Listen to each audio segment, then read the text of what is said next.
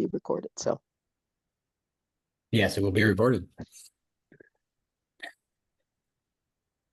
well, thank you.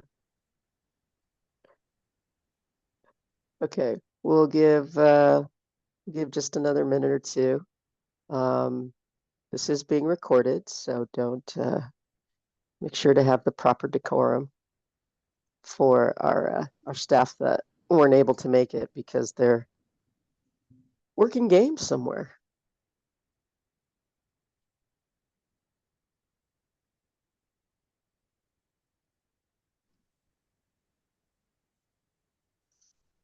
And I want to give a special hello to Chris and Joanne. Thanks, you guys, for joining. That's good to see you. Good evening.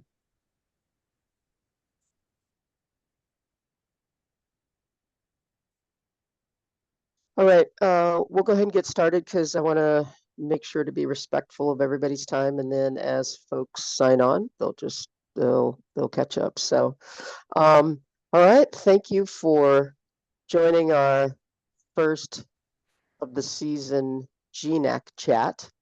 And so I just want to go over just a couple little housekeeping things. So just for some of our newer folks, and just to remind folks that the purpose of all of this is it's in-season training. So it's in-season training to increase our play calling accuracy, rule knowledge, decision making, and so the clips that we're going to go over, it's all just to learn from. So we're not trying to embarrass anybody, whether it be ref, player, or coach or institution. So this is all a learning thing. And so for the folks that contributed plays, I want to thank all the folks that did that. And please continue to upload plays, because we're not obviously going to get to all of the plays. There's a bunch in that Dropbox folder, and thank you, Matt, for setting that up. But we're going to have a nice cache of plays that we can use throughout the year and even into the summer. So thanks for everybody who's done that. And so before we get any further, I really want to give a special shout out to our tech rep. Matt does so much stuff behind the scenes, and all of the stuff that he does for us and helps me out. It's tremendous, and it means the world. So Matt, thank you very much for everything that you do. So I don't think I say that enough, so I want to be sure and say that. So, that is like the best thing I've seen all day. Cassie, thank you. Thank you. Okay, I'm super distracted, but so cute. So cute. All right. And then just what I want to do is go over, before we start getting into plays and breaking those down, I just wanted to do a little bit of housekeeping items. So first thing I wanted to do is just talk about some of the main themes from the last coordinators call. I know that you all get the get the notes and so forth, but just want to go over just a couple of things, and mostly, really seriously, here's why I want to go over this, because Penny put in some stuff about BHD. So I just want you all to know it's not just me. I'm in good company with the national coordinator. So one of the things that Penny noted is that actually in the games that she'd watched, that she thought that overall refs were doing a pretty good job with 10-10-5 enforcement, and it's stay steady, get the fouls early, get those fouls early in the game, and then the players, they'll correct after that. Also, the kind of faking being fouled, and I echoed this a little bit in my first or in my RQ post where I put the link in for this call. So at all levels, it's a work in progress. And so we're actually going to be looking at some faking being fouled calls. And so it's just something we're just we need reps at it. So just wanted you to know, just from top to bottom, it's a work in progress, and we need to we need just to keep seeing those plays. Let's see. So then in my message, just to reiterate, some of the things that I've noticed in some of the games that I've watched is uh, we want to make sure that as referees, we're working the system and being disciplined, more disciplined in our primaries. And as I noted, I observed just a few too many primary whistles in secondary areas. So that's something going forward, let's make sure to focus on. We've already talked a little bit about the flop warnings, and so we're gonna look at some of those plays. Enforcing the rules is written, and so as I noted, it's non-conference. It's the time for us to go ahead and enforce our points of emphasis and help the teams know what to expect as we progress into the conference play. And so I don't want to say this isn't the time for us to be, nice, because that's not where I'm going with this. But this is the time when we don't want to give teams like, ease up on stuff and then say, yeah, but next time, because we know that next time they're going to forget, or they're just not going to care, and they're just going to keep going until that one ref actually says, hey, you need to not do this, or enforces the rules as written, and then it makes all of us not look so good. So let's work on enforcing the rules as written. And then lastly, fundamentally sound. We really, really need to be current on our NCAA women's mechanics. So we've got enough games under our belt, and we need to dig into the mechanics manual, or as Pawnee calls it, the hymnal. So it's not just our rule book, but we need to dig into the mechanics manual, because when we ask those questions about, yeah, so when this drive happens or when this play happens, those are our guidelines for us to know whose play that is, whose primary that is, whose secondary that is. And a lot of the answers to those questions are in our mechanics manual. And I know that sometimes it's just words on a page until we actually match it up with plays. And so that's where we look at our film, we look at our mechanics manual, and we put the two together. So now that we've got non-conference, a number of games under our belt, please dig into your mechanics manual, because that's where stuff is really going to come together and make sense. So enough of that on the soapbox.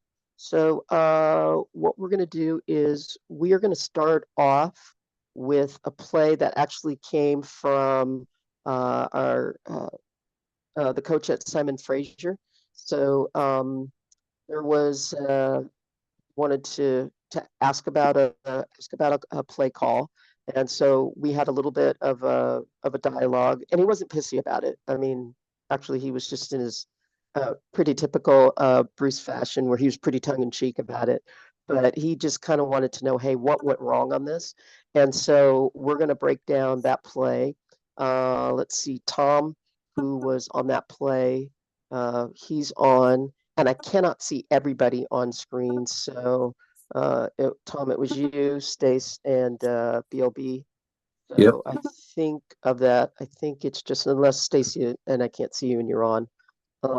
As we go through this, we're going to look at this play a couple times, and then Tom, maybe if you can help break down kind of what went wrong on this play, and then we can all take a look, and then we can all also kind of hazard an opinion on this. So go This play ahead, is going to Matt. happen at the right elbow, free throw line, the post matchup. So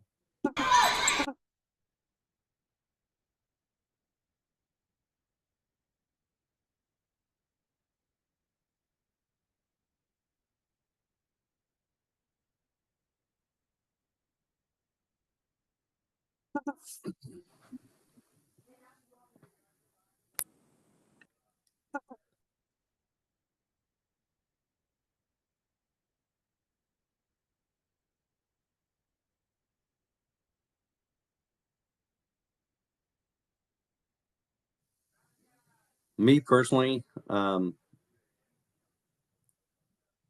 notice the screen, and then out of the corner of my eye, start seeing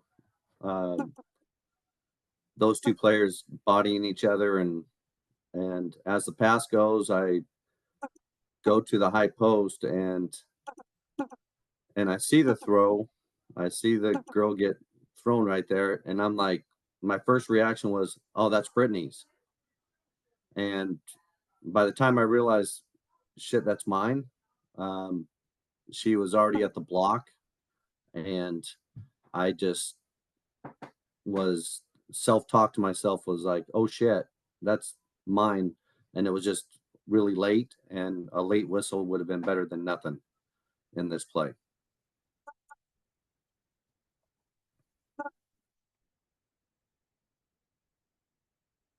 And I would have put the foul on White, post player.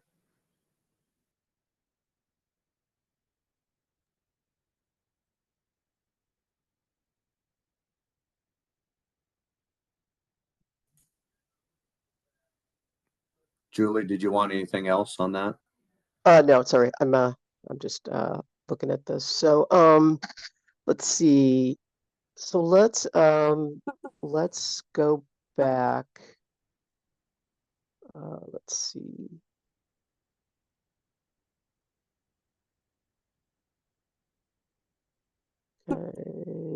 Okay, yep. So right here, let's take a look at coverage. So it's a little hard from this angle, but I mean, looks like, you know, you're refereeing the defense. I'm thinking as far as a Yeah, potential. well, okay, I just don't know, and I don't know. But yep. Oops, here we go. So a just a potential position adjust, kind of just a shade back so that you have a little bit wider eyes, wider vision, so that at least you have some awareness of that high post screen. However, it's hard to see Britt because she's out of frame, but the high post matchup that's on the lead trail side, that that primarily looks to be that's going to be Brett's. But there's also a bunch of other kind of trash up there at the it's trash is the wrong word. I'm not trying to call girls trash. A lot of other bodies and players, but the primary, yeah, that primary matchup is the lead brings their eyes up to the high post. So let's let it play just a little bit more. Okay, stop, please. So Stacy has accepted, and it looks like Britt is looking across the key. So that would be a question, you know, just kind of get her input as to why she was looking across the key as opposed to the matchup that was in front of her. So yeah, and then I see, Tom, that you get to it a little bit late, and then she throws the gal. So I want to go back to something that you said where you were thinking, okay, that's Brits. So I mean, so this is an obvious foul. So even if it is someone else's, uh, it appears to me that that is your secondary responsibility. So it feels like that that's something that you could have put a whistle on. So let me ask, were you surprised by it? I couldn't believe she did that. And those two have been kind of just bodying each other for a couple possessions. Mm. And so it wasn't that I was surprised. I just couldn't believe she did that. And like I said, my self-talk was, I saw it late, and And honestly, I was like, oh, that's Britt. She's gonna get that. Oh shit, that's mine. I need to get that. And by the time all that talk, she was already on the block. And so, and lesson learned from me is a late whistle is better than no whistle in this play. Roger that. We're just gonna popcorn. So let me start off first with our observers. Joanne, Chris, do you all have some opinions on this?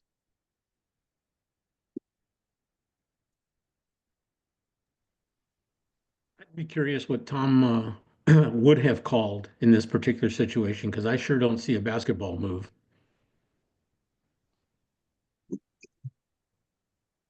And I would my have had a first, white push. Sorry, Joanne. oh, no, go ahead. I would have had white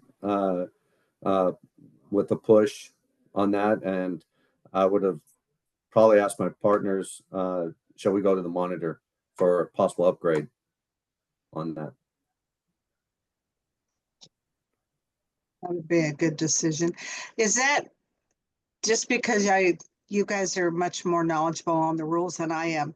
Is that something we could go later as an unobserved?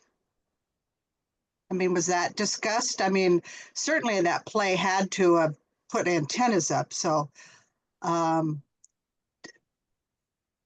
is that something that you can go look at? I mean, go to the monitor for an unobserved? So that was my first thought, but not understanding the rule as well as you guys do, because obviously I don't live it. But then my next thought was watching Britt as she's getting ready to rotate. I think we really want to emphasize our responsibility as we rotate. So, and it's an obvious foul, so I think anybody should get it. Mhm. So that's how I see that.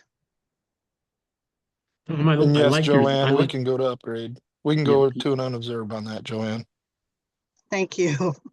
Well, I'm looking at it from the standpoint, Tom, I like your decision to at least go in and get a white foul, but I would certainly get together with my partners and say, is there something here we should upgrade?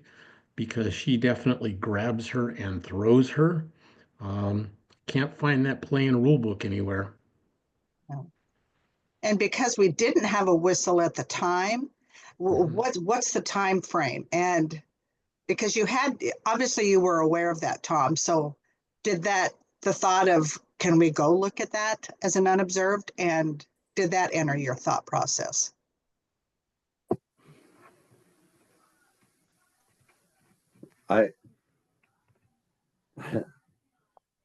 It did enter, but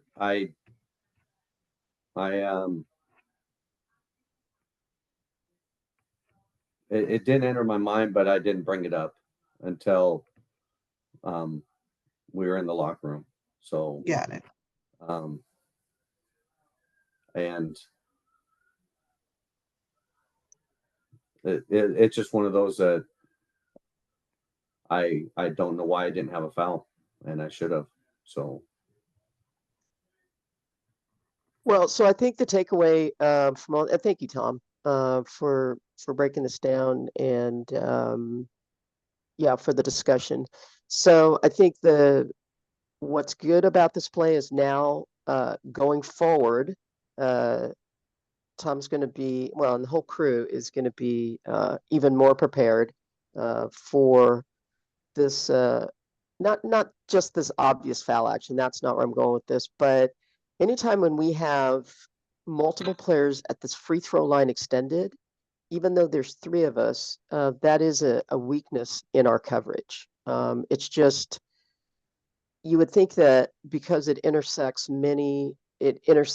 the areas of pretty much all three officials' coverage or that it would be like the strongest area, but I've just seen that historically it's the weakest area of coverage when we have multiple players around the free throw line.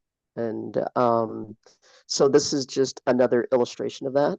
And so if we keep that in mind going forward, that whenever we see multiple players running some sort of offense around the free throw lane, I think at a timeout, it's worthy of a discussion, or if you have seen that team and you know that they run some offense around that area, like if they run like horns or just any sort of like even modified motion around there, that's something that we want to bring up during uh, during pregame. So let's see, and then so did Bruce see it live? Is the question, and then did he ask for an appeal? Well, that was in the chat, and then Jacob, I'll get to you in a second. Bruce didn't bring this up, this foul or this no call to me at any given time. And so Bruce brought up other plays that he wanted to discuss, but he didn't bring up that one. Okay, so So- the answer's no, Yeah. correct? Okay, all right, Jacob. Yeah, Tom, one thing you mentioned or one thing you said was that if you had blown your whistle, you would have asked your partners if anybody wanted to go look at it or something to that effect. And that maybe that's not the exact wording, but essentially what I got from that is, I don't know if I really want to go, but maybe somebody else does. And what I want to encourage you and everybody else is to be confident in yourself, trust your gut, know what you saw, and be assertive and just say, hey, I'm going to look at that. Or, yeah, that's a common foul and I'm good with that, right? I think there's very few instances where we need to go to our partners and ask them if they want to go or whatever. It's just sort of like, it's just make a decision. Either you want to go or you don't, and be assertive about it. That's what I would encourage everybody to take out of that. I like that, Jake. Thanks. Yeah. Awesome. Thanks, Jacob. All right, let's see. Tom, we'll take you off the hot seat. And we'll move on. Let's do some faking plays, faking being fouled plays. So let's see. Matt, can we go to 01? Yeah, faking being fouled. Yep, okay. And let's take a look at this a couple of times.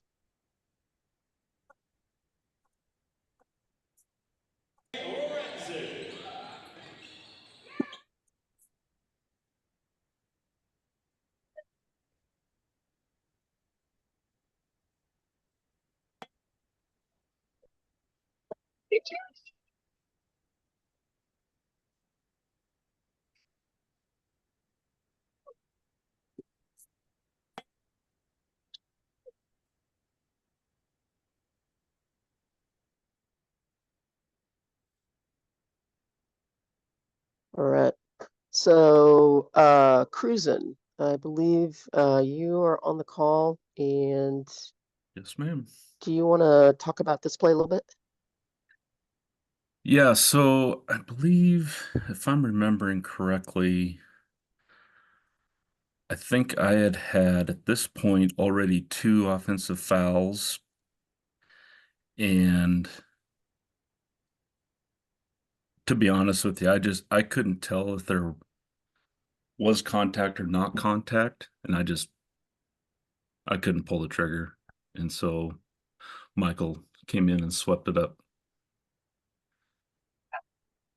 Okay. And I'm let's- tight. And I'm tight. I should be more over by the E on that and looking at this again so I could see it better. So that's what I was going to ask. What do you think about your position there? Yeah, and I'm pinched, and so I'm stacked. I don't have a good view of it. Right, right.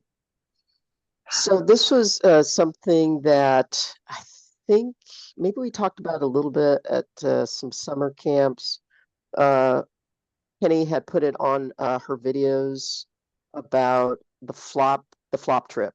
So and it had been maybe on a couple of videos, and so this was the flop trip.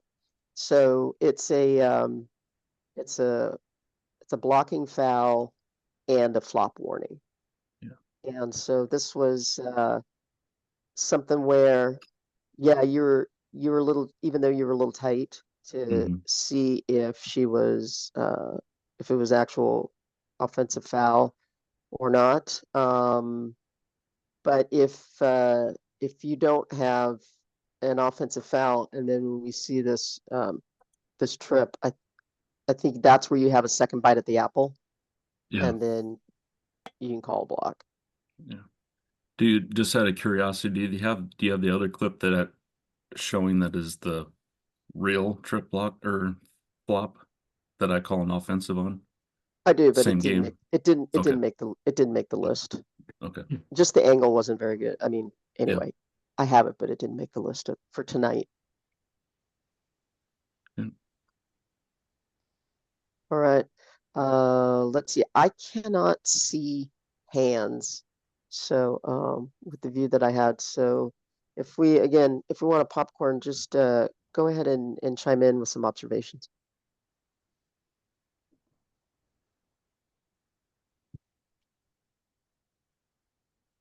What do you got, Brad? And I apologize all the noise in the background. I'm boarding a plane right now. But my understanding, this is not the block trip scenario. The ones we watched on those is when there's a, sorry, the trip fake thing. Is if you have a fake, so you signal the fake and then they go down to the floor and then the offensive player trips over them, then you would have the fake, you know, it'd be a block and a fake. In this case, it's just a good old fashioned blocking foul. She trips up her legs or whatever and just a blocking foul, and I don't think you would have the fake. You would just call the blocking foul because it wasn't the fake first, at least from what I see. You don't see it the fake first. She goes down to the floor and then the offensive player trips over her, which makes it a block. I just see one action that is just crappy defense and a blocking foul. That's my opinion on that play. With my understanding of the whole double block trip thing.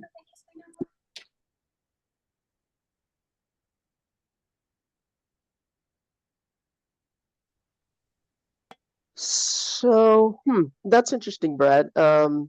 Because this looks to me that this is an attempt to fool the ref.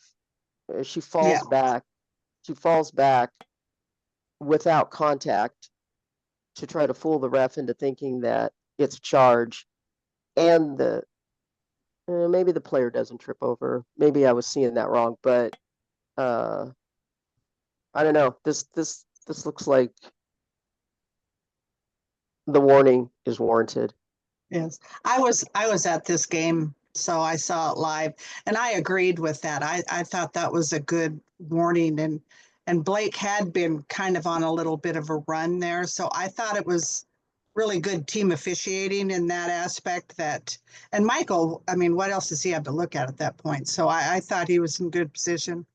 I thought it was a good decision by the crew, and for positioning, Blake could have stepped out, but you know, he had just had a lot on his plate in a few previous plays, so I agreed with it. I thought it was a good warning. Yep. My opinion. That's right. You were at that game. Yeah. Other thoughts?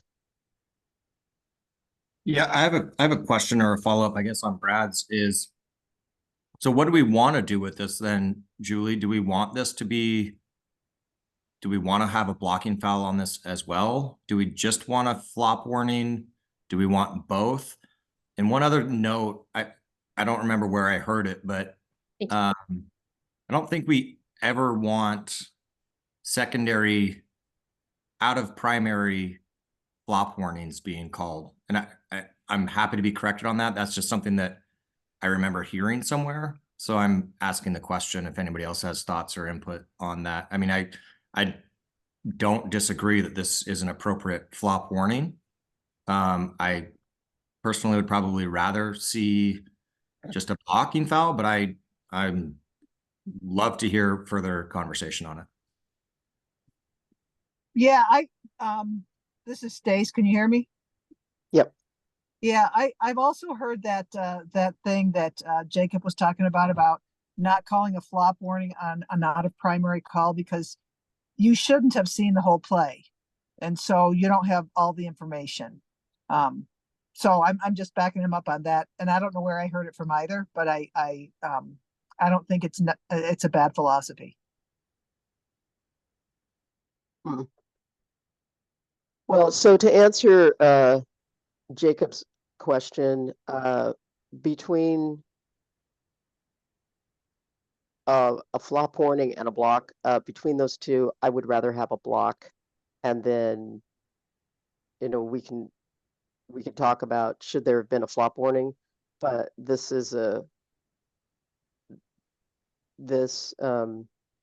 disrupts the shooter's RSBQ. So can I intervene for just 1 second? Maybe I misheard this as well, but it might be a situation where you think you have a flop warning developing, and then the foul occurs that you can't have both. You can't have both the flop warning and the foul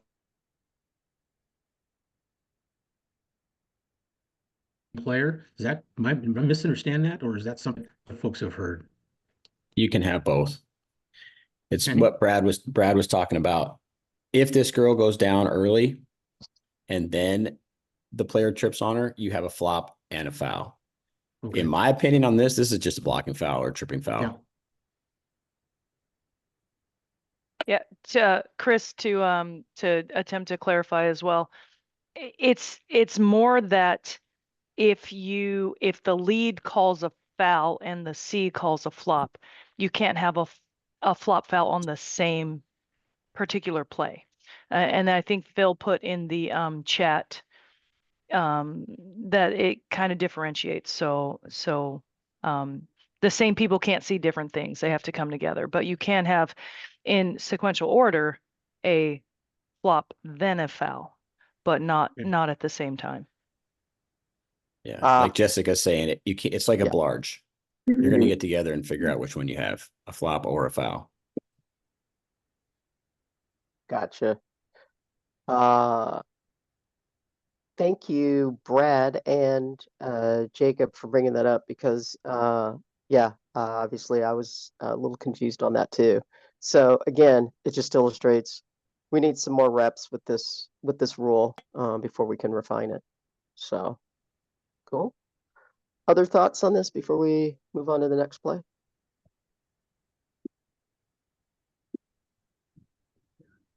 All right. Going back to we're still on the flop one. So let's see. Can we go to 03? Okay. Yeah. Yep. Thanks. And then Joe, I think we still have you on. Is that correct? Yeah, I have like 6 more minutes of my lunch. Okay. All right. Okay. Let's go ahead and run through this.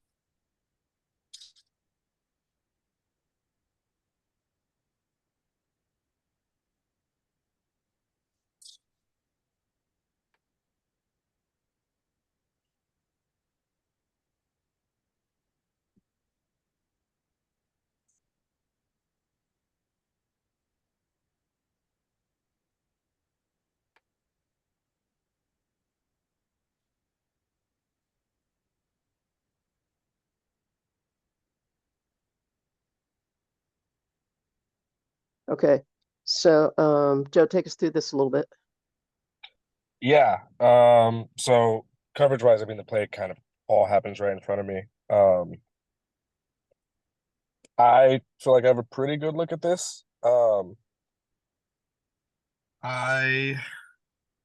What you can't get from the visual is the defender lets out a pretty ridiculous yelp trying to draw the foul. And she sends herself backwards. That being said, the offensive player does initiate contact, and there is, in my eyes, watching it back, enough contact that I think that needs a whistle. And defender's legal, and even though she embellishes, I think that this is still an offensive foul. So I don't love the flop decision on this. And one thing I really don't like that I did is because I took kind of some time processing it, is after there's contact, I take a beat and then I give the flop signal and the ball's already turned over and I'm kind of late getting back up the court. Mashed potato, not the recent ones. The ones they knew. Oh. Yeah, like Matt said in the chat, illegal contact with embellishment is still a foul. I think that's what we have on this one. Okay. Hey, Sid, don't say anything naughty because we can hear you. All right. So let's talk about some coverage stuff here.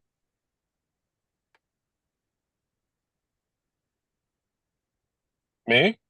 Yeah.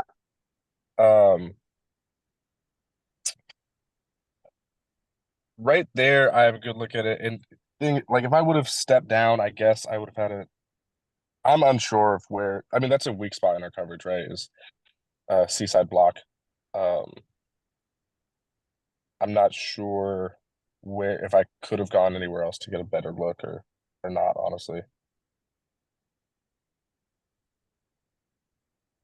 Well, I'm just talking about coverage. I mean, it looks like coverage wise, this is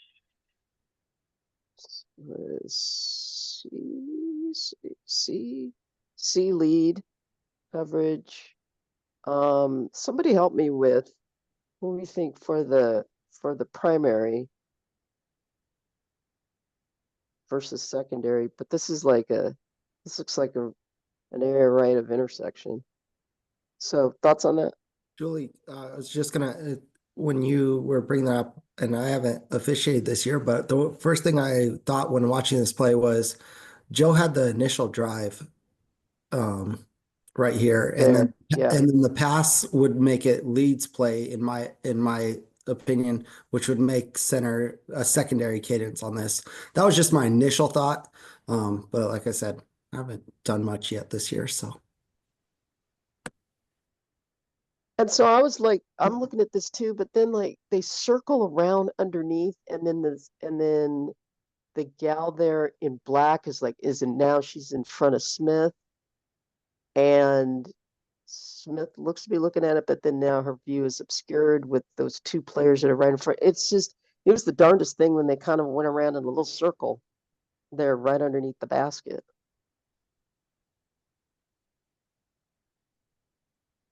So, I think like Josiah alluded to, this is a weak spot in our coverage, opposite block. And I don't think it's appropriate on this play necessarily, but trail needs to stay connected because they're going to they're going to have the A look on it a lot of times.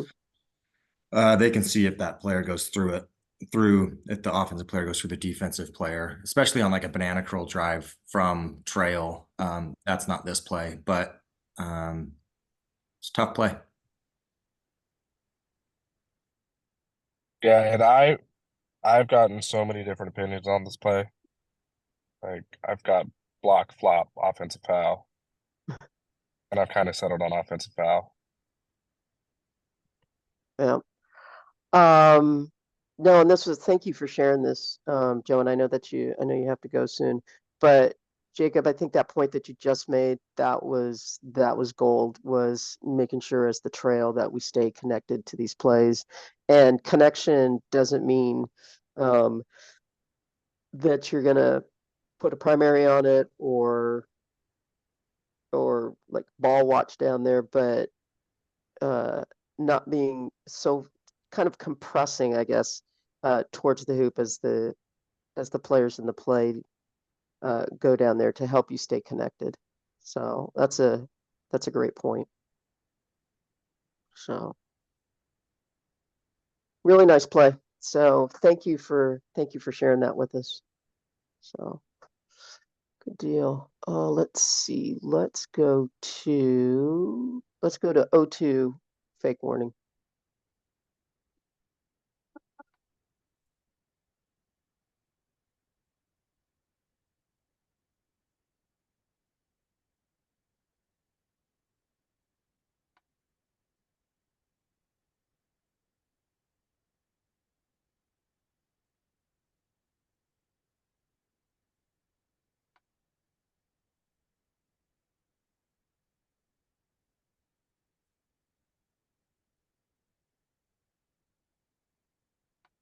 Okay, so we have both Stacy and Michael Hansen here. So do you guys want to take us through this play a little bit? Hey, Jules, I'm still driving, so I'm just gonna Okay. listen in until I get home. Gotcha. Yeah, I'll break this one down.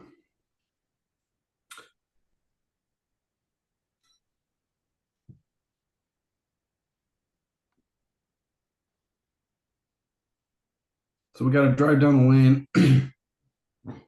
Leech pick up the primary once it hits, or pick up the play once it hits the primary.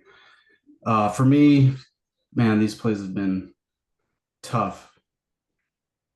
And in hindsight, I would have liked to have a player control foul here with the elbow there. You can make an argument that she does embellish, but that would be embellishing illegal contact and would still result in a player control foul here. Positioning wise, I could have also been out near the C, a step out, a bit more of an open look on this one. And the trail did come in with a fake foul, or faking being fouled on this one. And to be frank, I mean, my wheel of indecision landed on nothing, and it oftentimes does that, and I'm definitely trying to work on that. But yeah, that's what my thoughts on the play. So this is interesting. So we've got, I think, based off of the discussion that we just had, we have a flop warning from a secondary official. So, so I don't know, that brings up a really interesting discussion, and I got to tell you, I'm now, ever since Brad brought that up, I'm having to kind of rethink. So, uh, Matt, what are your thoughts on this? My first thought was if this was a foul on the defense for swiping down, center would have primary cadence because it's a curl play basically, because she curls into the defender. If center takes a step up to their right, the whole play opens right up to them. And it's what I think Jacob was talking about earlier. Sometimes the person farthest away has the best look. There's not a lot of places Lee could get wider and have a better look at that, but the way it opens up right at center for me would make it a center whistle. Trail has no business on this play at all. Trail shouldn't have a flop warning. Trail shouldn't have an offensive or defensive foul because they are stacked. I mean, it's referee, offense, defense, so they really can't see contact. But for me, as a center, I would like to think I would get this as an offensive foul if League doesn't have a whistle.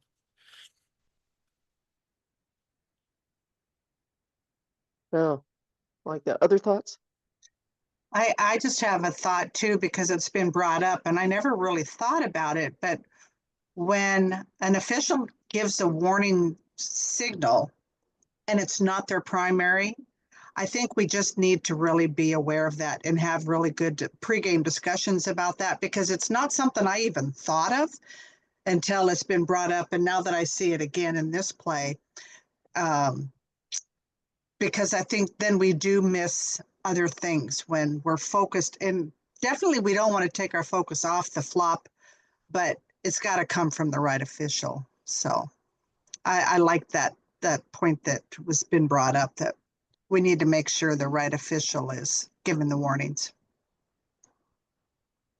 I'd like to to also echo what Matt was saying.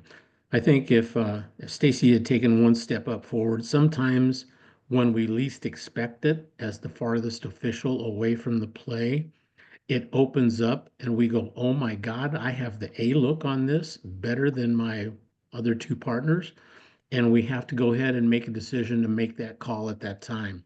I think it's clearly an offensive foul call from C's position. And you're exactly right that Trail's got no view of this. And once lead doesn't blow a whistle, we've got to have that offensive foul come from C.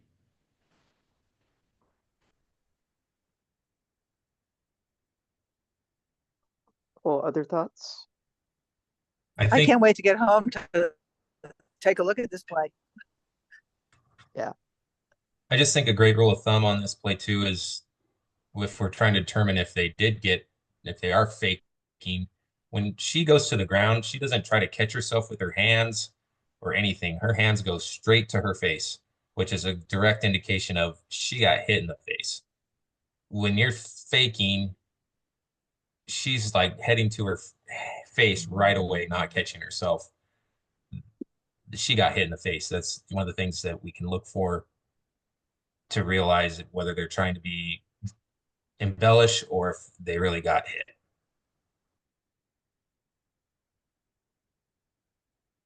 Right. Thank you, everybody. This is, again, I love that these plays were shared because these are not like the easiest of plays, and this is where we need the reps. And we just got to Julie? see this stuff. Yeah. Julie, can I interject one other thing? Oh, I'm yes. I'm just noticing the name of this play. Not legal guarding position. I'm curious to hear the person who. Oh, that was me. Oh, okay. That was me that named it. I didn't clip it. No, Okay. no. I named it, and it wasn't until just now that I was like, "Oh my gosh, where'd that elbow come from?" So no, I'm the one that named it. So Okay, yeah, cool. Sounds good. and I'm just naming these just to keep you guys on your toes. So yay me, it's working. Hey, can I go down can I bring up something real quick? Yes. And we don't have to discuss it, but people can take it offline and discuss it. But if you call this foul and then center goes, I want to go look at that. You go look at it and you're like, that's enough for an upgrade. I'm not saying that. What happens to the foul that's called from lead? So something to think about. Oh, then I mean, and correct me if I'm wrong, anybody, but then that goes to a contact unobserved. So it's still, so you can have both fouls, as I understand the rule, but feel free to correct me if I'm wrong.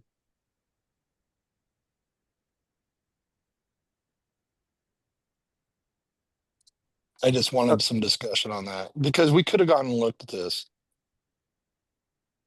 So Taylor, are you saying if the so- lead would have called just a personal foul and the No. center's going, I want to look at Are- what's the first? are You you- said there was a foul called. What was the Yeah, first call? at the very end of this play, lead calls a foul. So if they call a personal foul and then you go look at it, you decide it's an intentional, then you just upgrade personal to intentional. So if you go the defensive foul and then you look at it and you go, oh, we got an elbow. Yeah, then we got a cluster. No, Taylor, correct me if I'm wrong or if I'm misinterpreting. You're talking about the actual call that's the girl laying on the floor. Yeah. Call that Michael makes, not if he calls for the elbow, but the actual call that he makes. Then you're like, sees like, oh crap, I think she got clipped in the face. Then I you're want to go asking, look at it. what happens to that foul? Yeah, what happens to that foul? Yeah.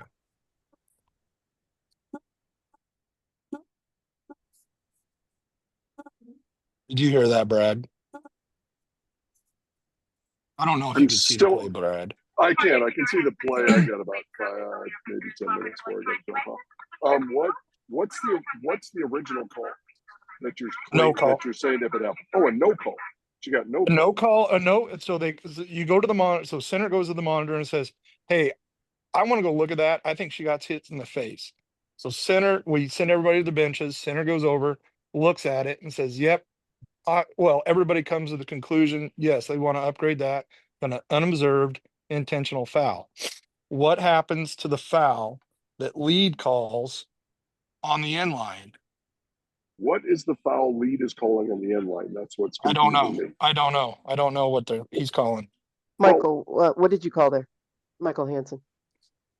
I believe I called a foul on White for holding. Before 44 passes the ball. I believe so. I'm not 100% sure. Okay. So you have a completely separate foul altogether different from this play. Then you would just have both. You would have both. You would adjudicate both. Okay. You would Okay. give, yeah. Okay. It's an interesting play. I'm going to save this play. All right. Okay, good.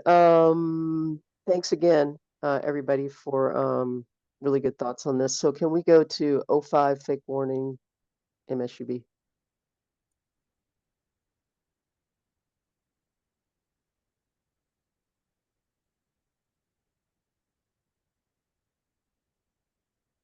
So now after we had all the discussion about maybe these flop warnings from like a secondary area, and then this is, at least when I looked at this, I was like, oh yeah, this is what it's supposed to look like. So so Craig, do you want to just take us through this real quickly?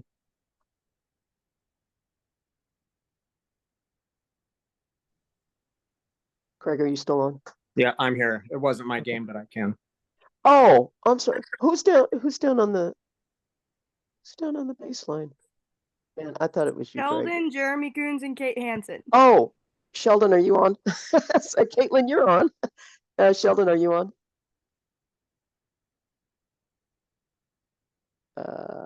He might be one of the people that had a game.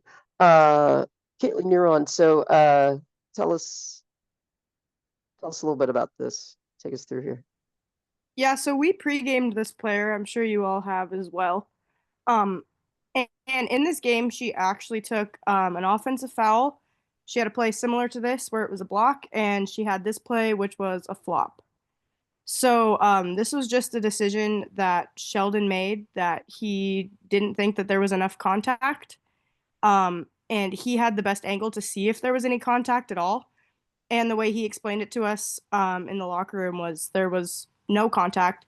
Offensive player does extend an arm, but it didn't make contact with 14 white. She just went to the floor upon her own volition, so Sheldon deemed this a block, or excuse me, a flop.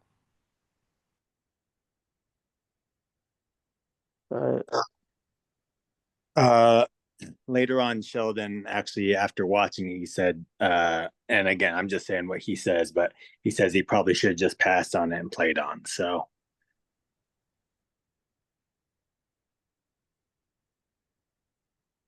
I was gonna ask, is this similar to what we talked about earlier with the flop warning coming out of primary in the aspect of lead had primary in the corner? So that's trail looking down at that.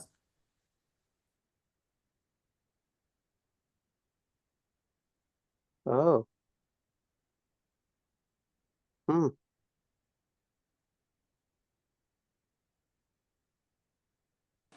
Hey Felix, I would kind of argue not technically because like I feel like with what you're saying is more of like when we have our drives, right? From like drive to the corner. I feel like in this instance, since it's just a pass in and then she dribbles, I feel like most of us can pick up that defender's legality, but anyone else can chime in on that because for me it's like, she like has a dribble and then turns and makes her move. So it's not really like that drive starting from the corner, but anyone else can chime in on that. To the point of what is being talked about right now, you can see that Sheldon backs out to wide angle to take the ball in the corner. So I'm not going to speak for him, but his angle might be skewed based on that due to him being at the wide angle looking at the ball in the corner.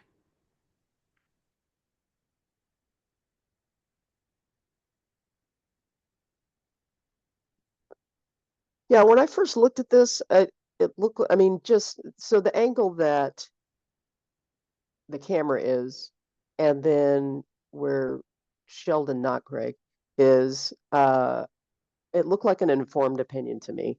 So, but Jeremy and Caitlin, you guys were privy to Sheldon's discussion, or the three of your discussion afterward. But in any event, I think, Felix, I know what you're saying, but to me, it looks like the flopped warning comes from the correct official. And then I guess we can debate whether it actually should have been a flop warning. So, yep.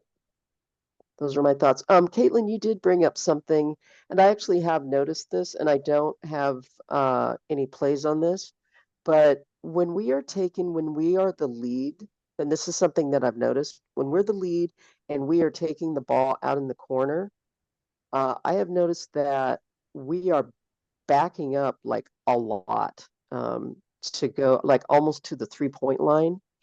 And I think Blake, I didn't clip it, but I saw that that was I think some play that you had where you were backing out almost to the 3-point line to say, hey, I've got this. So what I would encourage us to do when we're leads and we're taking that is we don't need to back out all the way.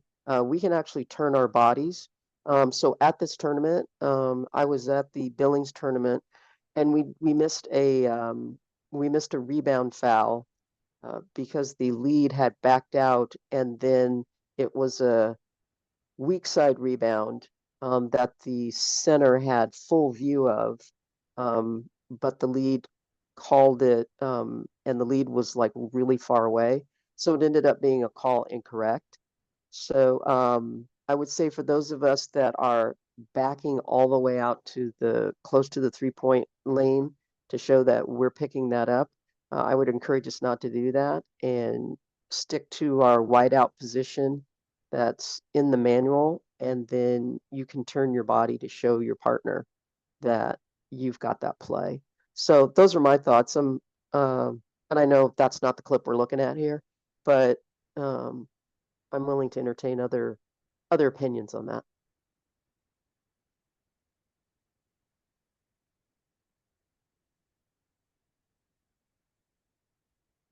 Okay, I must be right. No, anyway, just think about your positioning. Okay, so now I want to go to the kind of the theme of let's get the first foul. So let's go to 01, first foul, MSU Shadron.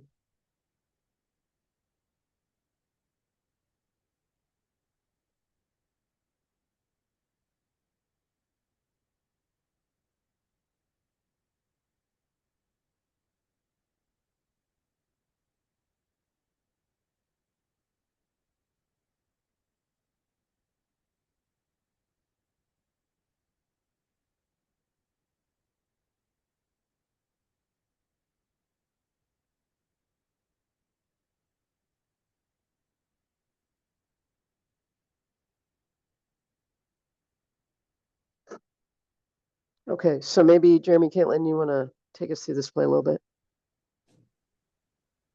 Yeah, Sheldon and I discussed this one, and I'm lead, Sheldon is trail. Clearly there is some bumps that come down the lane that I absolutely should have put a whistle on, but I was visiting with Sheldon about this, and he goes, well, what if your trail just blows the first BHD foul above the 3-point line? And so essentially we came to the conclusion that both of us should have blown our whistles regardless of what foul it was. And then ultimately that results in a rebound and Jeremy has to call a travel.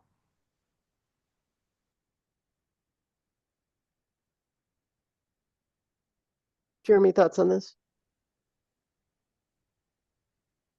Yeah, I agree. And we did talk about this, I think just like a minute before we actually had a BHD foul on the other side, similar type of play. So beyond, calling our POEs, it's just good games management, matching calls. And then, yeah, it just turns into kind of ugly and we have to get a travel. But that's one. I think Sheldon has primary, but I still have a look at that. I can get it. I'm just kind of in my own head. But again, it's a POE. We got to get it, especially early, and then they'll either learn or they won't. So, okay, let's see, Mac. Can you stop it? All right, have this meeting. It should be over in half an hour.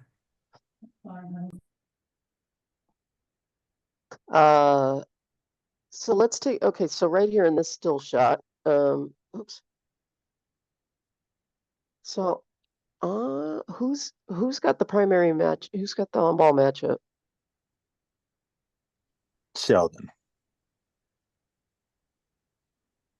Because it looks like Sheldon's not looking at it unless I'm not seeing this right.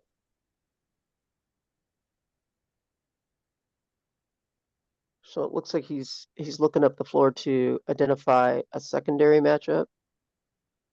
So maybe Matt, let it play a few more frames to where we have contact.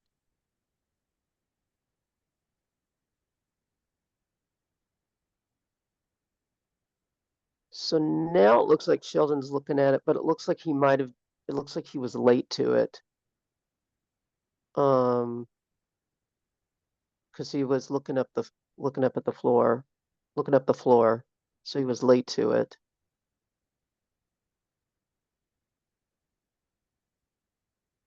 So that disrupts the excuse me, that disrupts the RSBQ. So that's the first foul.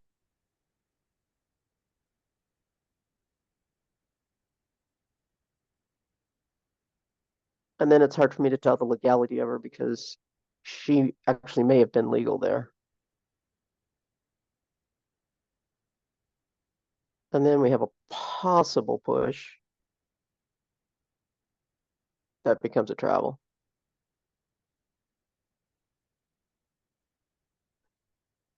So I think that kind of goes with what our you know, the instruction that we've been given, like kind of all the way back to last season, is yes, sticking with our POEs and getting the first foul if we can, so that it doesn't lead to bigger problems later on. So other thoughts on this one? Matt, did you see anything as we're breaking this down? And just calling the foul earlier solves all these problems. Yep. She rides her with her forearm all the way down the lane. The defender does.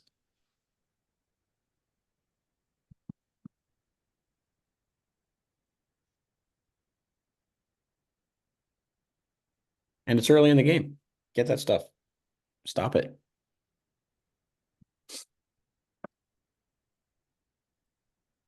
All right. All right. Good deal.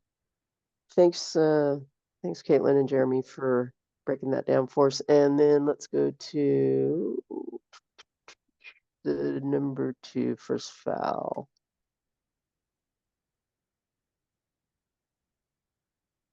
So this clip is kind of long, so you're gonna get the full picture. But it's gonna be a rebound off of a shot. So here.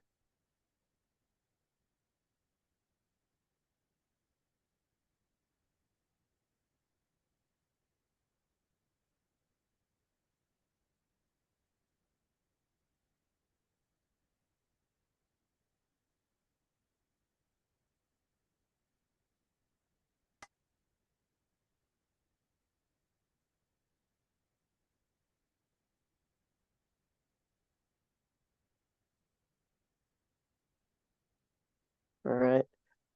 Taylor and Aaron, you want to break this down for us?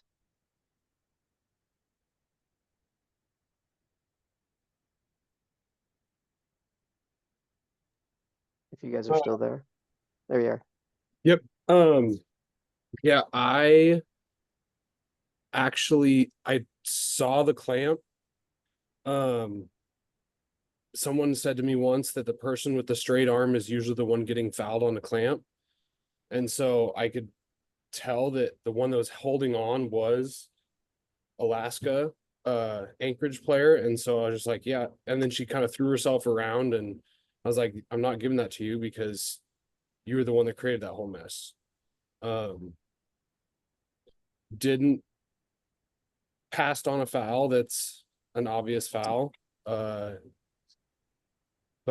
at the time, I'm just like, no, you were the one that caused all of it. So I wasn't going to give her the foul, but it also didn't register to put a foul into the game at that point. Not like point of the game, but just I kind of let the play develop because it didn't affect the outcome. So, yeah.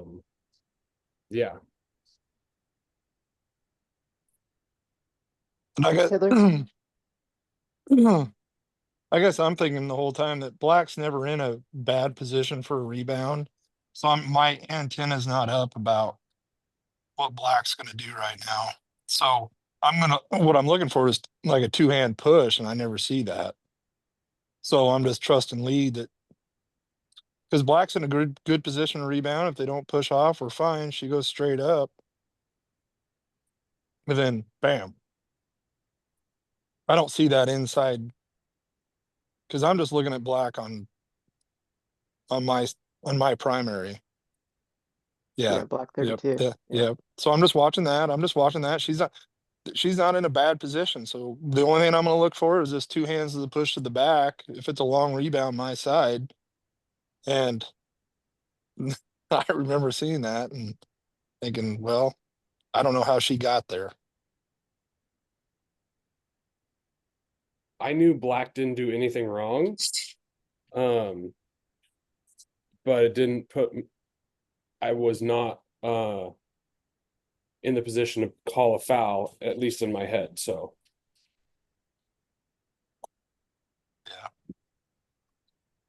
Yeah.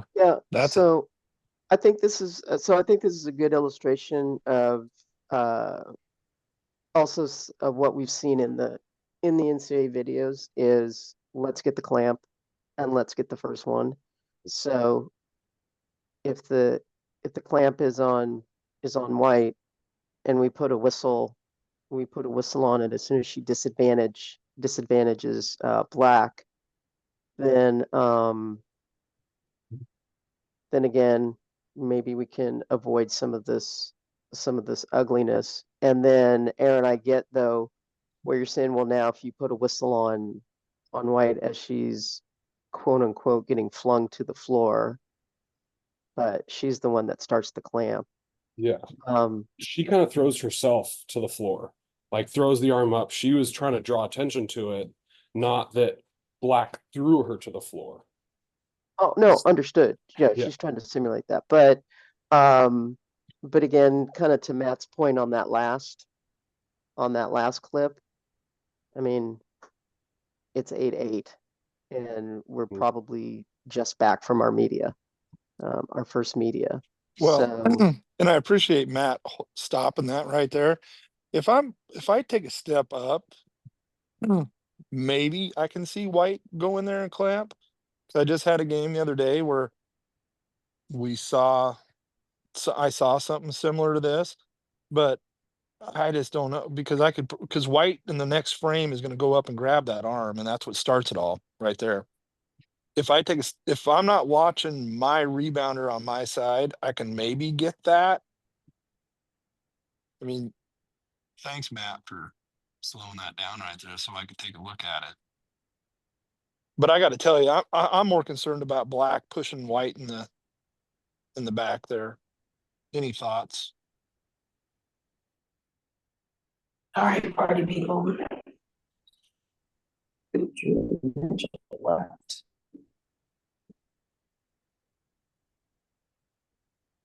sorry guys, I lost connectivity. Sorry about that.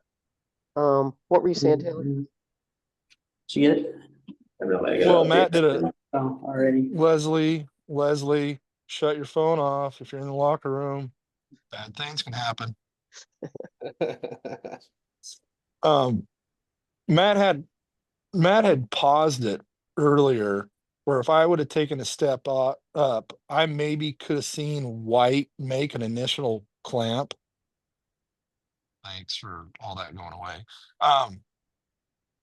And I just wanted anybody's opinion because I'm focusing on my rebounder over here. I mean, I wish I could say I'd be good enough to go pick up Aaron's rebounder over there, but that's an open look to me to maybe see white come up and grab black's arm. You see that right there, Julie? Yeah. But I would have to be looking, my eyes would have to be focused there looking at that to see that. And I got to tell you, I'm only good enough to pick up my black on the rebounder there. Now, before I lost connectivity, the only point that I wanted us to walk away from with this is, again, the value of getting the first foul. So we don't have to, especially this early in the contest. So, okay. All right. Let's go to our first monitor review play.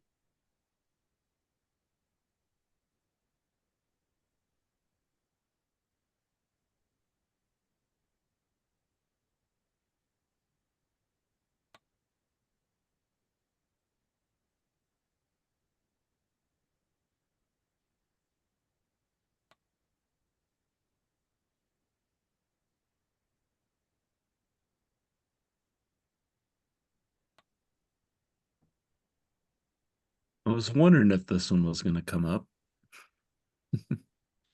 Yeah. So,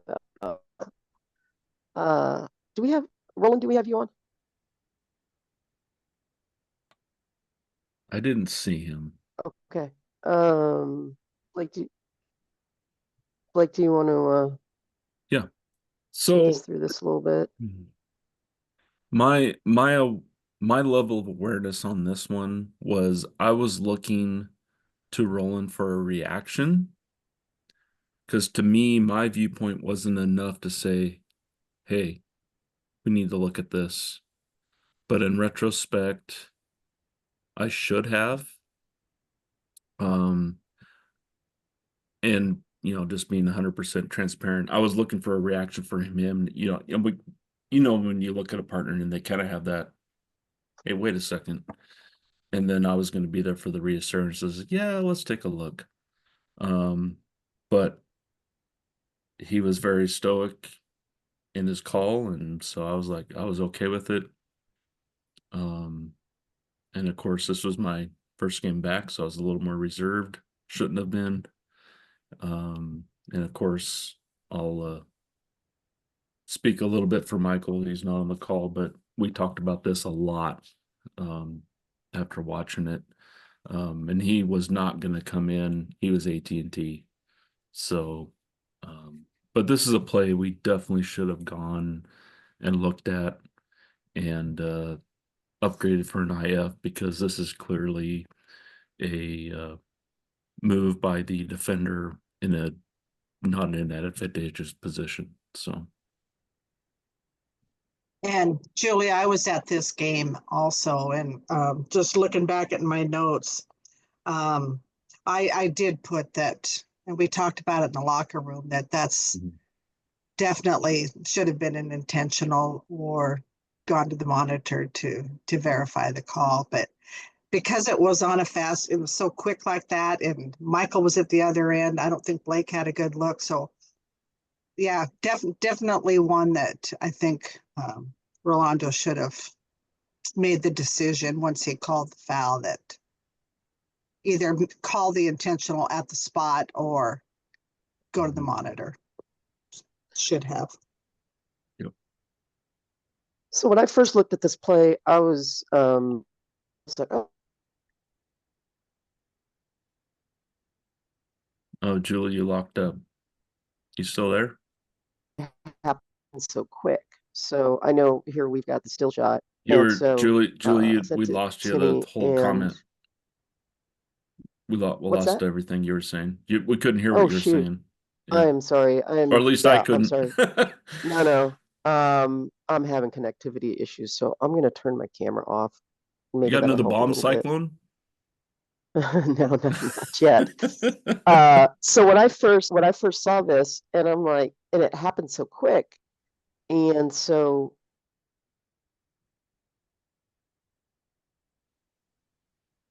No, I think we lost the boss completely now. Jacob, what's your question? You have your hand up while we're waiting for her internet to fix. He watched this 15 times at his house. I didn't watch it. Well, I might have watched it 15 times, but my initial reaction and what I would encourage everybody else, I mean, I know it's not in our rule book, but this is, and Joanne touched on it. It's a very obvious clear path foul to me. And I'm not even sure that we need to go to the monitor to verify that. And I don't think that Blake not having a great look at it based off of where the players are at, that alone unless she's going for the ball, but she's behind her. I think that there's enough information for either of these two officials to have an intentional foul on the floor without going to the monitor. And frankly, if I'm the trail and I think I see what I think I see, I might say we're going to go to the monitor because I'm probably not going to phone that in. But this is an easily identifiable intentional foul, in my opinion. I agree with Jacob, and here's why, because this isn't, I wouldn't Okay, go to the I'm monitor back. on this Oh, play. what'd you say, Jacob?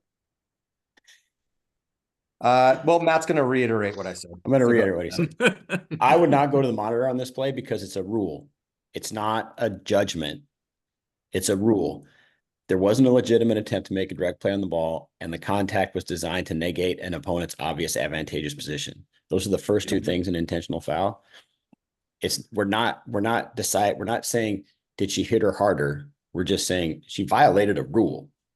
And so I would agree that the crew should have gotten together at the very least and then said, oh, she violated a rule. That's an intentional foul. I would not ask my crew to go to the monitor on this play just to verify that, like Jacob said, it was a clear path foul, even though, I mean, it's a rule. My question then is, and obviously I don't referee anymore, so I don't see things as easy or as the same as you guys do.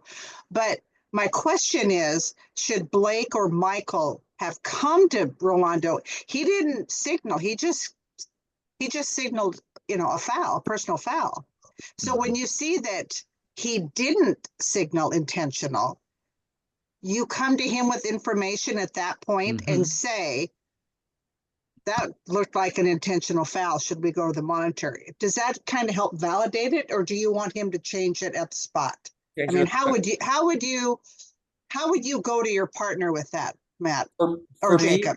For me, if I'm Blake, or Michael, it depended on, I can't see what Michael can see, but if I'm Blake and my partner at Rolando it looks like he has a common foul, I'm going to go to him immediately and say, that's an intentional foul, clear path. And maybe I shouldn't say clear path, but in my mind, that's just where I go. And so, right, not our vernacular, but it's a very instantaneous response or reaction when I see this type of a play.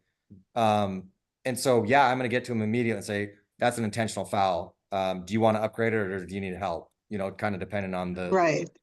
And like Blake said, that that's his first game back for first one of the season. So I get that. I'm just wondering, in a partnering aspect, how they could approach Rolando with that, because you clearly see, and that's the first thing I wrote was intentional, but he only called common. So what do you want to see from partners in a situation like that? And that's you answered my question. So yeah, just what Jacob said, just get to him and stop him and be like, hey, this is an intentional foul. It's the same thing as if the player reaches across the boundary and contacts the thrower. It's just a rule. It's not a let Rolando go judgment. ahead. Let the primary calling official make the change to the intentional foul. Jacob, I don't necessarily agree with you going in and saying, hey, do you want me to take care of this? I think more along the lines of going to him initially and saying, that's an intentional foul. I really think you need to go ahead and take care of that right now. Something to that effect, where it gives him the impetus to go, oh, the wheels are turning. Yeah, I see the two hands grabbing. Yep, I'm going to go ahead and go right now. Boom. Chris, I mean this one is, I mean, the frame is paused perfectly to see my view, because my initial view of that play is I see RSBQ changed, but I don't know exactly why. And my initial thought was I wanted to see his reaction from his face before I was like, hey, do you want to talk about this play? Let's get away from RSBQ though, Blake.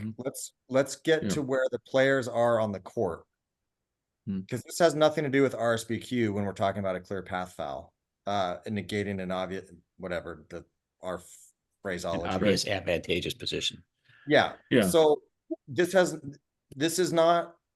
Don't read your referee. Nothing. When I said Rolando, do you want to take care of this, or do you want me to? All I'm saying is, if you know the experience level of the officials that you're working with, and if sometimes you might have somebody that's not comfortable upgrading a foul to an intentional foul, and if they're not going to do it and they need help, or they need somebody to to take that. And I'm not saying Rolando is that referee. I'm just saying if they're not comfortable making that upgrade happen at the spot, then somebody else, it just needs to happen one way or the other. So, unless I'm gonna freeze again, so two things on this one. So, Michael sent this to Penny, and Penny was like, "Yeah, it's an IF by rule." And making sure that we use the correct verbiage. And I understand that ClearPath kind of gives us a frame of reference, but really the violation of the rule is taking away an advantageous position. So that's the rule citing. So, but as far as the way that I would like to see the discussion happen is first have the crew get together. I mean, sorry. Have a discussion with Rolando that says, hey, that looks like IF. That looks like that's a violation of the advantageous, took away an advantageous position. And then that would spark discussion about possible monitor review. And then at that time, that's when we would send the players to their benches. And then we could have a little bit more in-depth discussion about going to the monitor. And then that's where I would expect then our crew chief to say, yeah, this is review worthy. And then we start that process. So we have the ruling on the floor of a common, and then we're going to go review for an intentional. And then we start that process. So that's what I would like to see. And I think that's one that offers information. And I think, Jacob, in this instance, really the way that we present that, the words do matter, because it probably didn't even enter Rolando's head that would be an IF, because we don't see that very often. And it really, at the time, it really wasn't quote unquote that much. You can't see me because my camera's off, but I got the air quotes going. So from a coordinator's perspective, that's the way I would kind of like to see that discussion happen. So again, really good play. So we've got some really good learning plays. So let's go to our O2 monitor review. This one was awesome. So yeah, we're gonna watch this.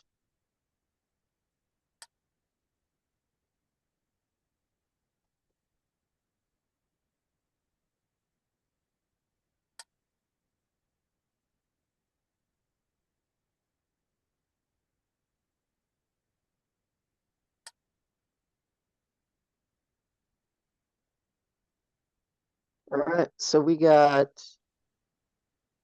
J-Dub and we got Phil on. So J-Dub, do you want to start us off and take us through this play?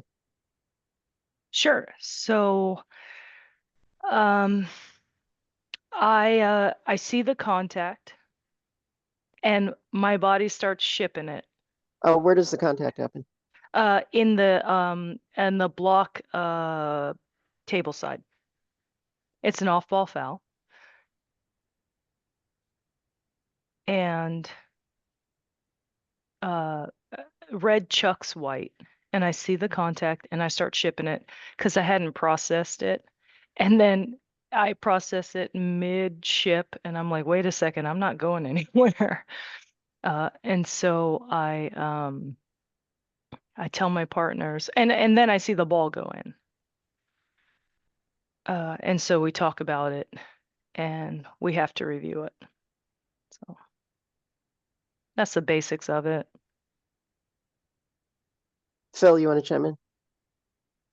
Yeah.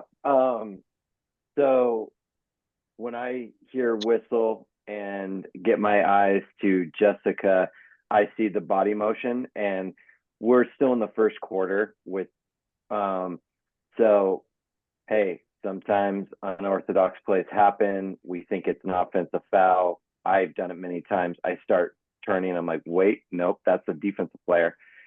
So I was kind of thinking, okay, partner, we got our wires just going backwards, and now this is where the play ends, is where you're seeing me ask, because I know the basket went in, and when I heard it, I told myself, if that's a defensive foul, that's good.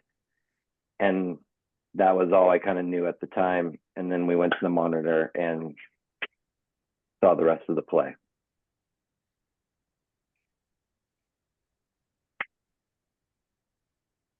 So what was the discussion to where you all knew that you could, or what was the discussion to see if this is monitor worthy? I went to the I Jessica. went to the crew and clarified what I had, because in my mind I had twitched the opposite way, and then when we were looking at it later, I was like, oh, I fully walked the opposite way. So I understand why it was confusing. But my conversation with my crew was, I have a defensive off-ball foul, and we have to go to the monitor. We have to go to the monitor to see if the basket's good. And I know the rule had changed, but at that point I knew it didn't matter. Like, I don't know if it had changed in my favor or if it had always been that way. I just knew, like, at this moment we go to the monitor. So I was insistent upon that, and my crew supported me there. Yeah, and the rule change goes in our favor this way, because it doesn't matter now whether it's offensive or defensive foul. We are going immediately before the next live ball. So we didn't have to process, but this was still November and the first time I've had the rule change. So I was a little bit slow of thinking it doesn't matter if it's an offensive, defensive foul, we go immediately now.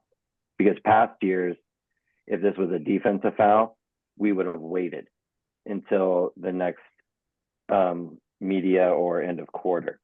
Now we don't have to remember. We just go immediately, no matter who commits the foul. And we had burned our media, so we would have gone at the end of the quarter otherwise. But yeah, we had discussed, and I was a crew chief. Not that it mattered, because my crew supported me, but we were in agreement that we go now. Yeah, and then at the monitor, from when Jessica's on this type of play, I don't 100% remember if I said this to Jessica, but I'm just basically at least thinking, hey, you're going to tell me when you got illegal contact, because this is now your judgment of when illegal contact occurs. So basically, I probably asked Jessica, freeze it when illegal contact occurs. And then actually, Phil, you were U2 that game.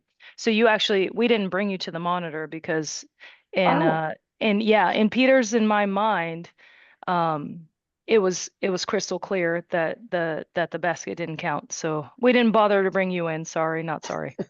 No, not at all. I probably got the next day's game and monitors or whatever confused. Yeah, so, because we that's had right. a different I didn't get monitor brought the in, next and game. I said to myself, it must have been a no-brainer, because they didn't Absolutely. even bring me in. Yep. Other thoughts?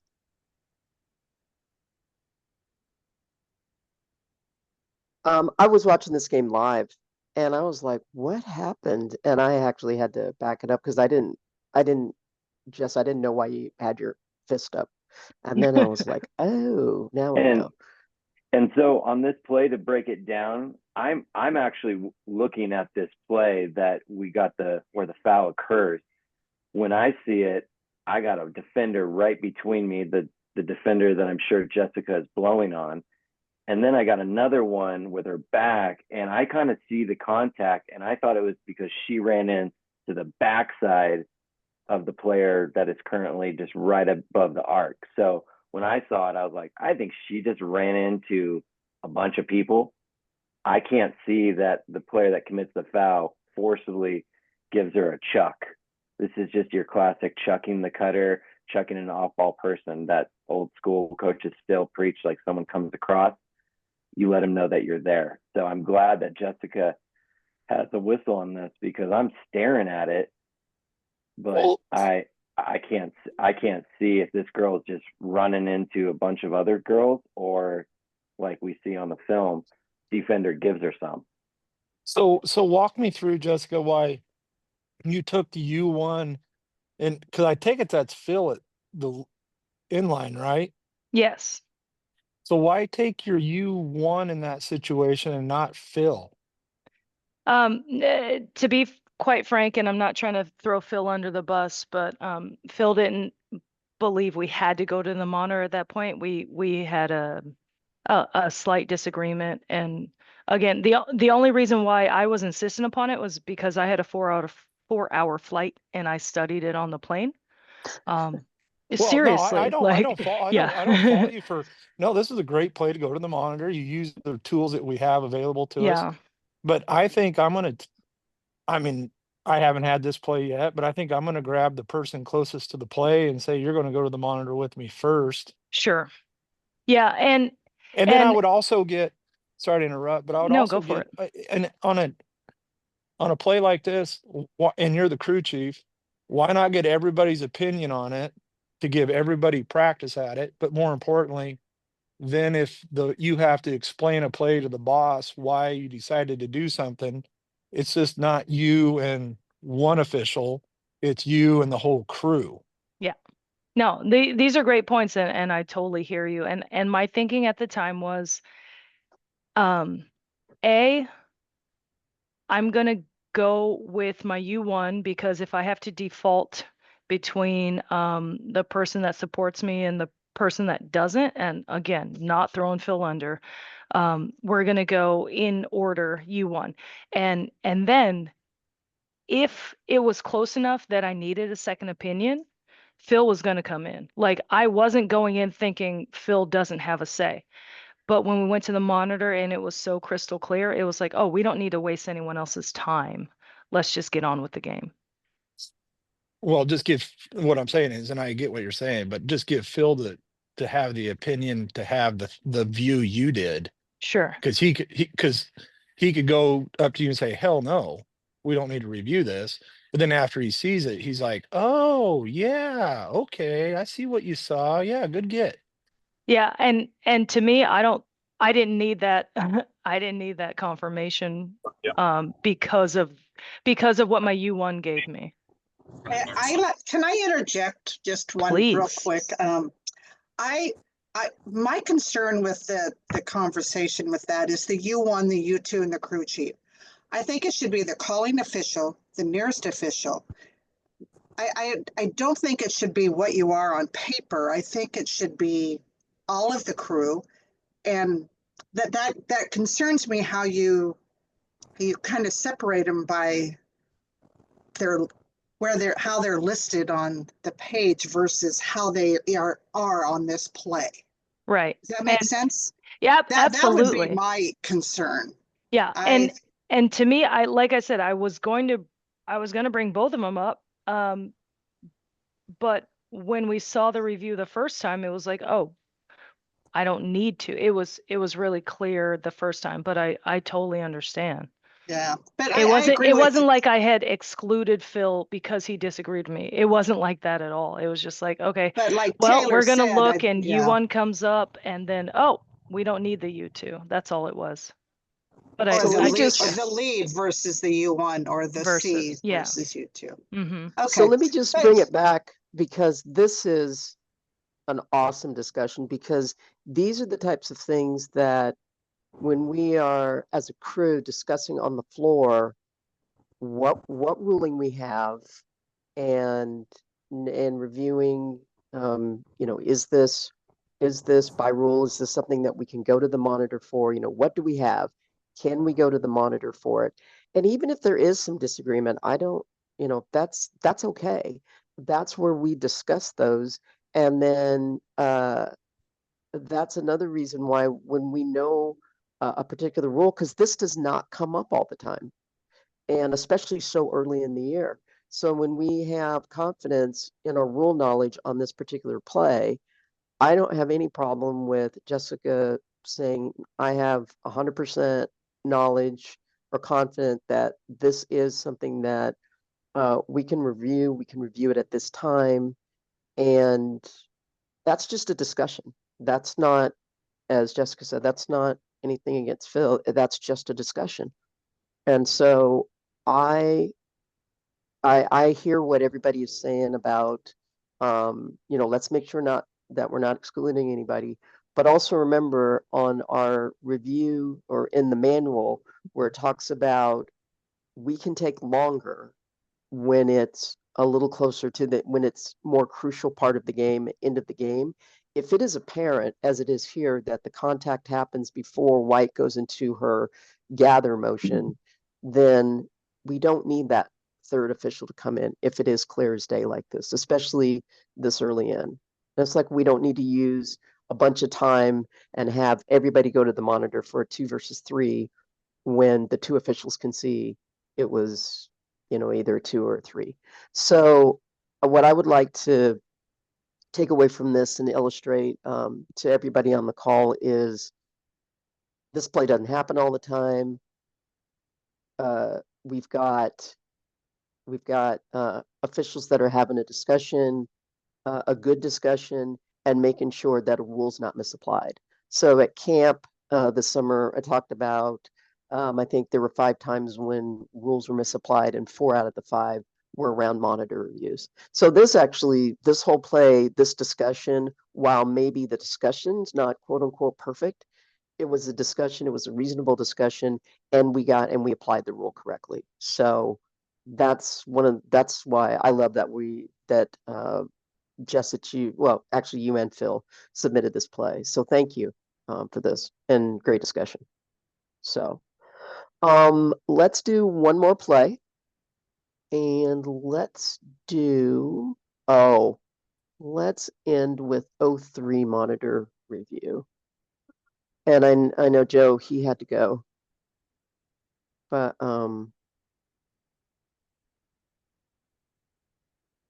we'll just let it play through. And then what I would like to do is I would like to do a you make the call, but I want to do a cascade. So we're going to look at this a few more times. And then when I say put your answer in the chat, don't do it yet. And then we're just going to have a cascading response. And I want to see who's got illegal screen, who's got legal screen, and then who's got IF. So think about your answer. Put it in chat now.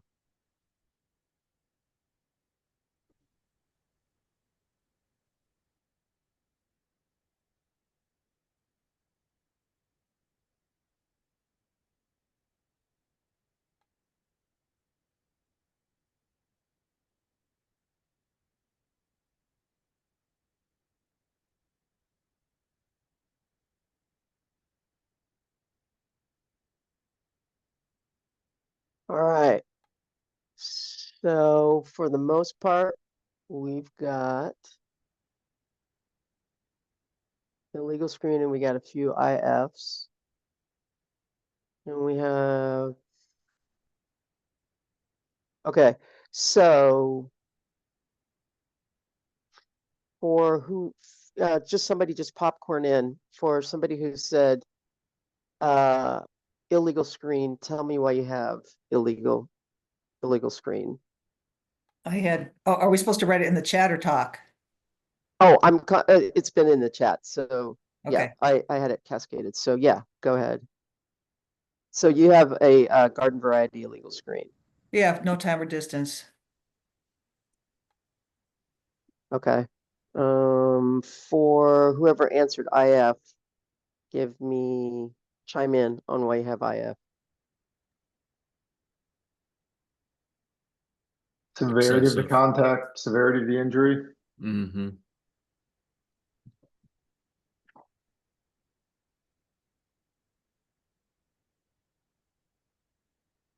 All right.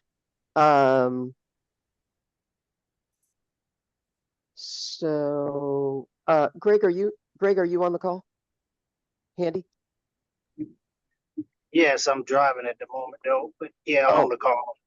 Okay. All right. did you have an opinion on this play? I had LGP.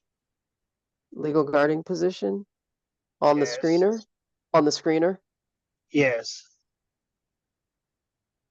She had got them. So, so the rule on two moving opponents. Do you know? So this really isn't a legal. It's not legal guarding position play. This would be under screening, and the rule is when you have under screening, when you have two moving opponents, you have to give time and distance. So that's the rule that you want to reference. Does that make sense? Copy. Okay, gotcha. All right. So on this particular play, I think this is where when they're calling for a medic, I think that's probably the time when we can have a discussion around, do we want to look at this? So when I first looked at it, I'm like, oh yeah, that's clearly an illegal screen. And then when the gal is laying there and she's dead. So then I'm thinking this is where the crew has an opportunity to take a look back and go, oh, we probably want to take a look at this. So those were my thoughts. And I think, who was it? DT,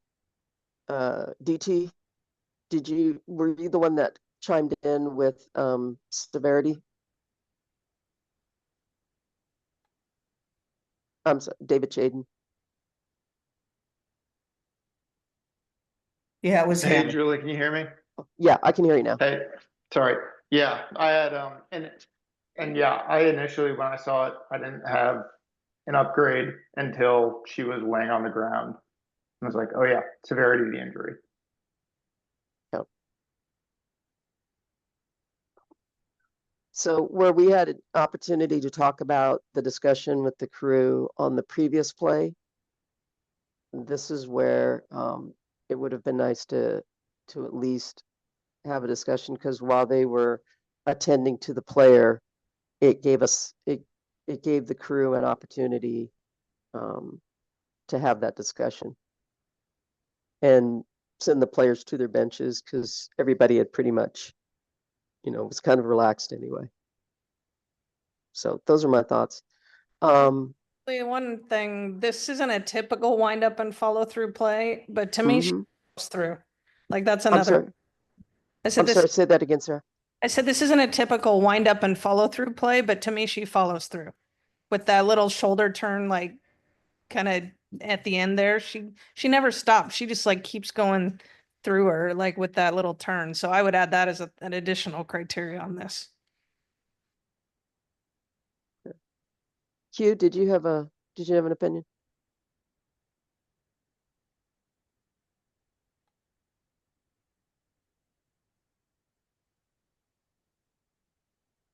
Nope.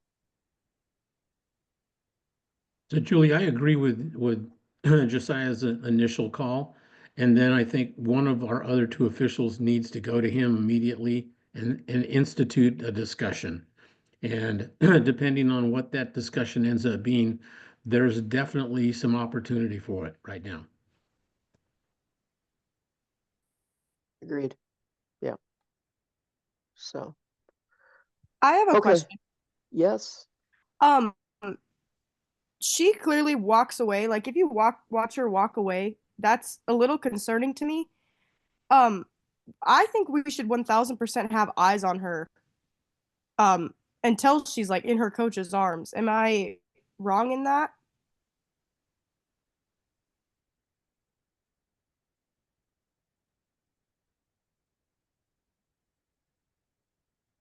I'm sorry, who walks away? Are you talking about the player that set the illegal screen? Yeah, the screener, she walks away like, oh my gosh, did you just see what I just did? And to me, I'm not sure if she would retaliate in any way, but that's just like the first thing I thought when I saw this was I should have eyes on her after she walks away because I don't know what she's gonna do. Huh. I guess I'm not seeing that. Can I don't Yeah, know how to go raise ahead. my hand, but I'm sorry. No, Can it's okay. I No, just interject? chime on in. I just get really nervous reffing in the Northwest with the few black players we have that we tend to see things more aggressive with black players. And I'm not saying, Caitlin, that you're a racist or anything like that. It is not that. I just feel like we see this and we're like, oh, that's an intentional. And I don't know that we would all think the same thing if it was a white player. It feels different to me. And she runs up and she doesn't give time and distance. I don't necessarily see a shoulder check. I see a strong black woman who gets a smaller white woman. And maybe that's me. But and yeah, Phil, and we had this conversation up in Alaska, but I just want to recognize everyone's biases. I don't know that we I don't know that we are negating our biases when we see an aggressive play. That I just chime in and take for what it is. It's whatever, but this one just feels like we're reaching so much if we're looking for shoulder checks and keeping an eye on her, how she responds to the coach. Hey, can I chime in on that really quick? Absolutely. So I think maybe Caitlin's and Caitlin, correct me if I'm wrong. Do you feel like she's just not remorseful? Because I feel like maybe that would be more of the word. Because like if she had genuine concern, like, oh, oops, didn't mean to screen you that way, like tries to help her up or check on her versus just like the walk away, like there's just no remorse. Is And that what you mean? but I get you, but also Yes. intentional does not mean intent, right? Like we have a list of things that tell No. us whether or not it's intentional, and intent is never part of it. And it used to be unsportsmanlike, but we took the gender out of it, Oh, right? hey Gretchen, can you So please? Gretchen, Gretchen. thank you. So we used to say from intentional, and then we went to unsportsmanlike because we were like, oh, we don't want to judge intent. And then we went back to intentional because we said we don't want to gender it because there was the man in there, which is whatever. And so now I'm worried that we are back to, well, she didn't look sorry. That's not what we're supposed to judge. Might we factor it in? Yeah, maybe, but it's not the determining factor. So that's just I hear what you're saying, Sabrina, and I just want to push back and say, even if that's what we meant, that's not what we're supposed to look at. So just thanks for bringing that up. And hey, you know what, guys? We are family, and I think it's important that we have these discussions, and we're just given our views, and so I respect all of that. And so thank you both, or all of you, all for giving your perspective on this. So I did not see this game live, and so when I first saw, I was like, oh, that was like super unfortunate. You know, I'm sorry that they need to call a medic, but I'm thinking, yeah, that's an illegal screen. But then I went back to the rule about the severity of that contact, and so I'm looking at the rule. And then as far as the player's reaction, I mean, she's just walking away because she knows that she made an illegal screen.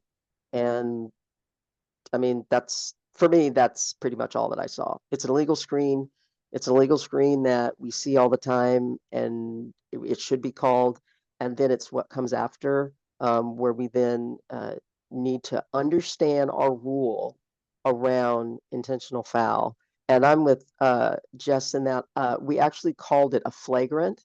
And I thought that that was way more accurate because whether there's intent or not, that even though it's called an intentional foul, which I think is stupid, we are not supposed to necessarily, or the only criteria isn't intent. And As a matter of fact, that's like one of the few criteria. So anyway, that we're not going to change the name of the foul, of the type of foul, though I am in a position where I can at least, ask that we take a look at it. So, but for me on this one, this going back again to as a crew, we had ample opportunity to discuss, and that's the takeaway that I would like us to leave with, is that we understand our rule and we understand what we can and cannot do, and then hopefully that will negate or help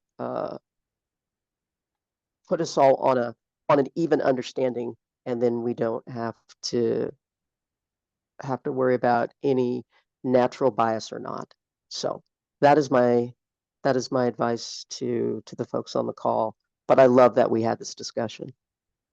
So, and with that, I think it is time for us to part company. I really appreciate you all coming on for our first GNAC chat. Yeah, I said it right, GNAC chat. I'm really looking forward to our next one. I don't know when it's going to be, but I know it's not going to be on a Tuesday, because so we're probably going to go back to Sundays. So, but anyway, that's to be determined. Keep the clips coming. It doesn't have to be the crew chiefs that send the clips. So this is something that we can all do. So let's keep taking a look at our game films. Let's send in those clips into that Dropbox link that Matt was great to put together for us.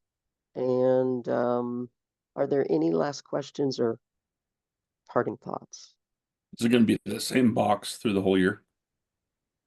I'm thinking, Matt, that sounds like, yeah. Okay. Yep. Thanks. Cool. All right, everyone. Thanks for hanging on a Tuesday night. I want to wish you all a very, very happy Thanksgiving, and I am thankful for all of you, and I want you to be well and stay healthy. All right. Thanks, everyone. Good night. Thanks, Julie. Thanks, Julie. Thank you, Miss Julie. Thank you.